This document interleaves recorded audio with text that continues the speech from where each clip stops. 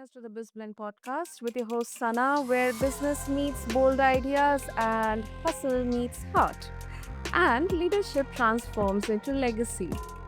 Now, in so many of our conversations, we have talked about emotional intelligence, how leadership can be redefined with other aspects as well, communication, servant leadership, intuitive leadership. But today's episode, I think it's for every entrepreneur out there who's ever felt buried under their own to-do list or checklist, their calendar invites, their notifications and prompts and whatnot. Well, we are diving deep into the art and the science of delegation, how letting go can actually help you gain control. Yes. And listeners, joining me is Renee Hastings. She's the president and CEO of Executive Help Now. And with over 15 years of leadership and a powerhouse VA agency, Virtual Assistants, Renee's mission is simple, but it's profound, which is to help entrepreneurs reclaim their time and work in their zone of genius. Now, from coaching with Dale Carnegie to being featured on NBC's KCRA News, Rennie brings wisdom, heart, and actionable strategies to the table. And as a podcaster, I'm really thrilled to explore not just the how of delegation, but also how it shifts the way we perceive control, leadership, and overall success. So grab your notebook, your journal, or your favorite cup of beverage because this conversation might be the game changer you didn't know you needed. So, with that, Rennie, welcome to the show, and it is such an honor to have you with us. Thank you so much, Sana. I'm so excited to be here with you today. So, Rennie, the most highlighting part when I was reading out your intro is how you help leaders operate in their zone of genius. Now, what do you think hold entrepreneurs back the most from delegating, and how do we start overcoming that fear of letting that control go out of their hands? Oh, I love this question because it is so varied for depending on the individual. There are some people who struggle with perfectionism and they think that only they can do it. If they don't do it, it's not going to be done right. Or they struggle with trust issues. They may find it hard to trust other people to complete their task according to their level of satisfaction or to their standard of excellence. Some executives lack training or don't know how to properly train somebody to do what it is that they need to have done because they've been doing it for so long themselves. It's in their head, so they just know it by heart. And so when it comes time to actually showing someone how to do it, that can be a challenge for them. They're like, oh, if I have to take all this time to train, then I might as well just do it myself. But that is very short sighted. And we'll get into that in just a little bit. They also fear mistakes. They fear that if the person that they delegate something to makes a mistake, it could lead to potential problems or setbacks in their lives. And they also fear losing control. I think that is the biggest thing is losing control. The delegation can make managers feel like they're losing control over their work processes and the outcomes. Which is completely understandable. When you've been used to doing everything yourself for so long, all of these feelings are very valid, very real, and they're not alone. Like, almost everyone struggles with this, even I struggled with it myself. And we have several clients that we serve that we've had to actually coach through these particular type of situations because we know how challenging it can be to let someone else into your life, to allow them to support you, to allow them to care for you, to allow them to serve you in this kind of way, and then for you to allow yourself to be served as the client. I absolutely agree with that. And also, if I would like to add into this, especially entrepreneurs who are coming from a corporate culture in there. So I don't know if it is everywhere, but sometimes I really kind of felt that when you are, let's say, handling a big project, you are kind of synonymous with, okay, this person is leading that project, but then you also are kind of burnt out in handling that project, and then you are recommended that you can probably hand over a portion of your project to another one of your colleague, but then there is a kind of fear of losing that control, plus that trust issue is there, that okay, what if that other person kind of takes away the thunder from me. I don't know whether it's valid or not, but personally, I think this happens, and Yeah. I would love to know your opinion on this. Yes, absolutely. So, one of the things that I struggled with when I was first letting go of things and learning to delegate, and it was something that I quickly got over because I was burning the candle at both ends and I was so tired. I just knew I could not do it all anymore, or my health literally was going to suffer. So so that feeling that if you turn it over, they're gonna take it away from you, or they're gonna get the credit for something that you did, or something to that effect. I think that when we are working on projects, of course, it's our baby. It's our thing. We've been working on this thing for so long. We built it from nothing to where it is now. And so there's a lot of pride that goes into that. There's a lot of effort and time. And so of course that pride is justifiable because you did it. You built it. And now if you assign it to someone else, it's scary to think that they might actually get the credit for something that you actually did. But which I think is what you're saying, is the concerns that some people have. And I think that when if you think bigger about the project than just yourself and your input into it. But what actually matters is the success of the project. We of course, recognition is awesome, and of course, along the way, we love the pats on the back and that sort of thing for all of our hard work that we put into it. But the ultimate end goal should be the success of the project and the impact that that project has on the people that it's serving. So when we get ourself out of the picture, then it's a little bit easier to delegate and make sure you're surrounding yourself with the best team who can deliver the best project. Does that make sense? No, absolutely, absolutely, absolutely. And personally also, I have noticed that when I delegate, it's not just to free up my time. It has actually kind of forced me to clarify what mattered most in my role. Maybe some of the loopholes, or some of the low hanging fruits which I am kind of unintentionally ignoring, or I didn't even realize it is there. So I absolutely agree with what you said. Yeah, yeah. And it's so important to recognize that when we are responsible for so many different things, we don't have to be the ones to do all of the things. And in fact, by us trying to take on all of the things, we actually rob someone else of being able to operate in their gifts and skills and talents. And so we don't want to be robbers. We want to give people opportunities to thrive and to be successful and to achieve goals and accomplish goals and things like that, which they wouldn't be able to do if we didn't delegate them something to do. Absolutely, absolutely. But again, once again, I think our listeners will once again have this question in their mind, which we kind of just discussed, that delegation is not just only outsourcing tasks, but it's about trusting others with your vision.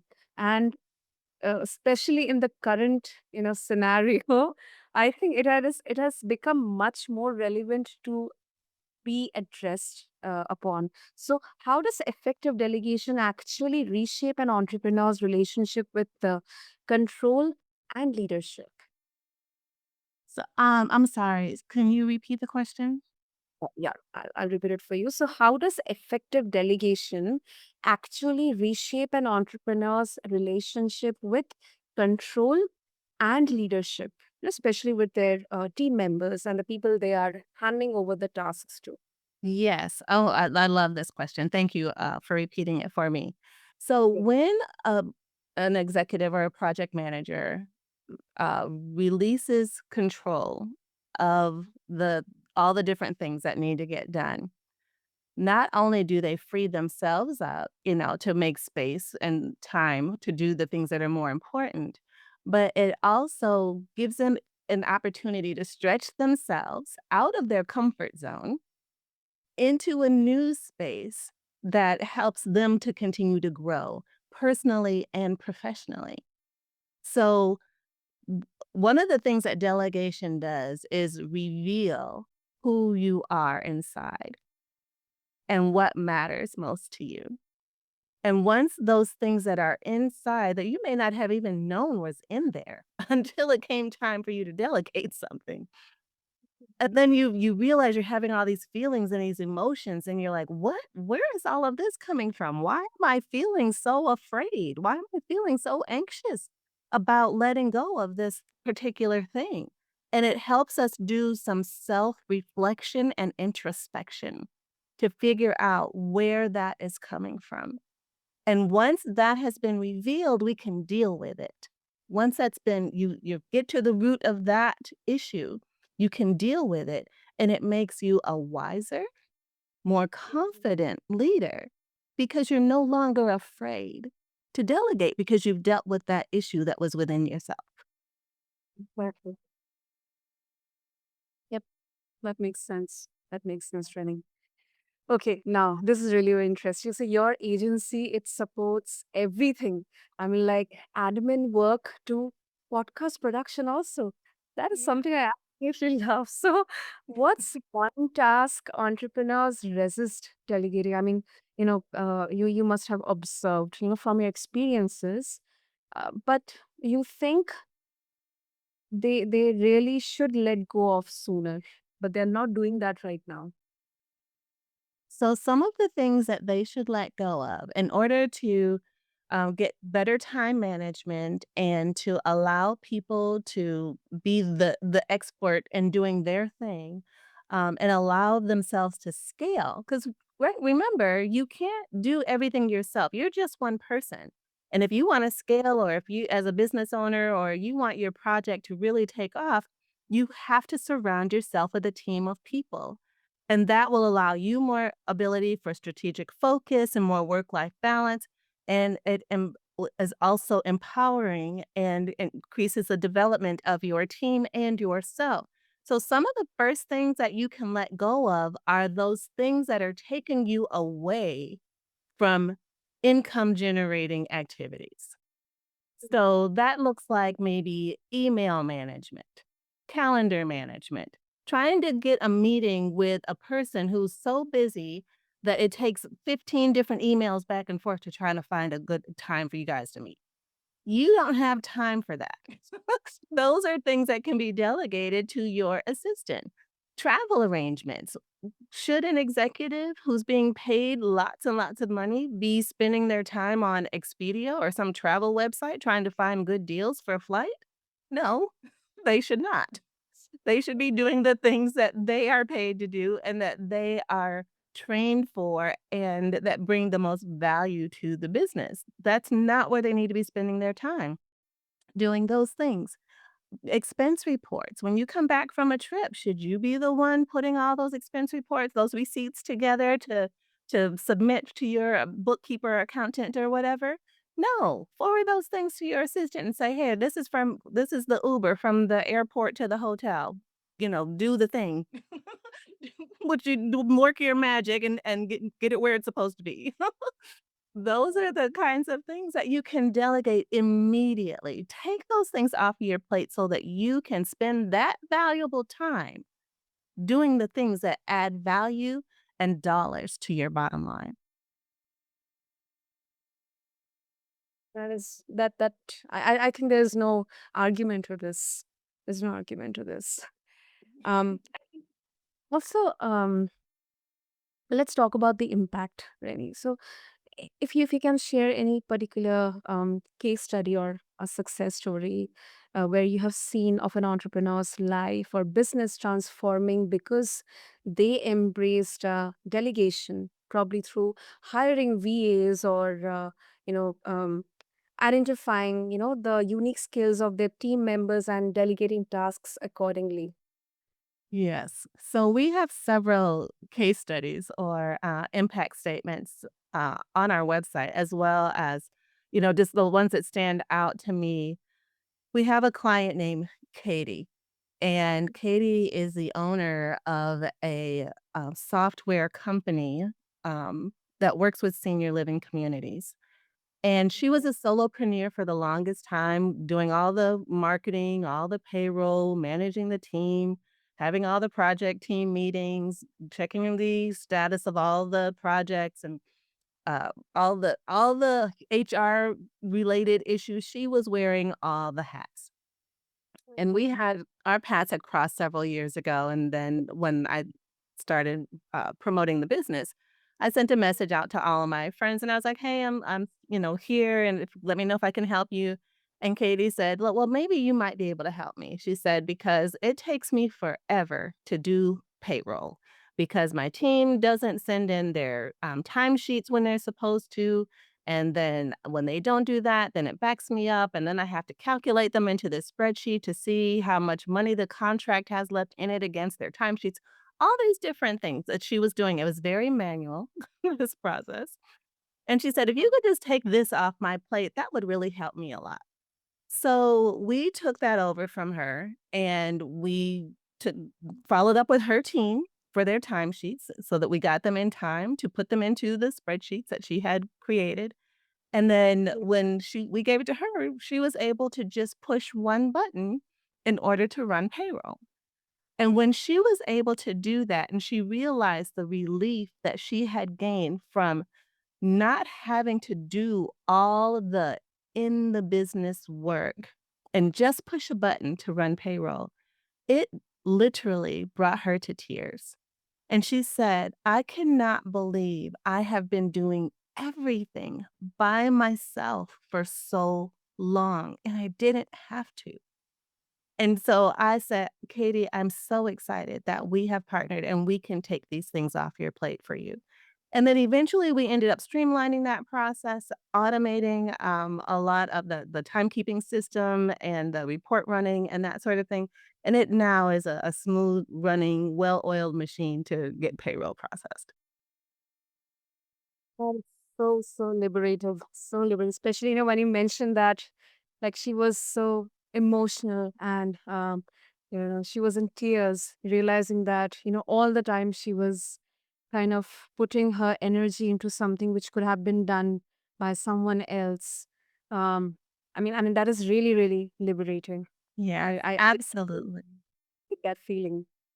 It is great, and we had a podcast producer client who said that his business has literally caught fire because he's been able to delegate so much to our podcast production team that he's now able to bring on more new business and new, hosts to produce, and if it weren't for him having a capable team in us, it would just be him doing all the shows, doing all the editing, doing all of the interviews, doing all the things, and he's just one person. But now he's got other people around him who can do all of that other work once the show is done, all of the, editing and the show notes and all of the clips for promoting and, the all the things that are post-production as well as even pre-production to make sure that the guests are ready, for the show and make sure they look good when they're on camera.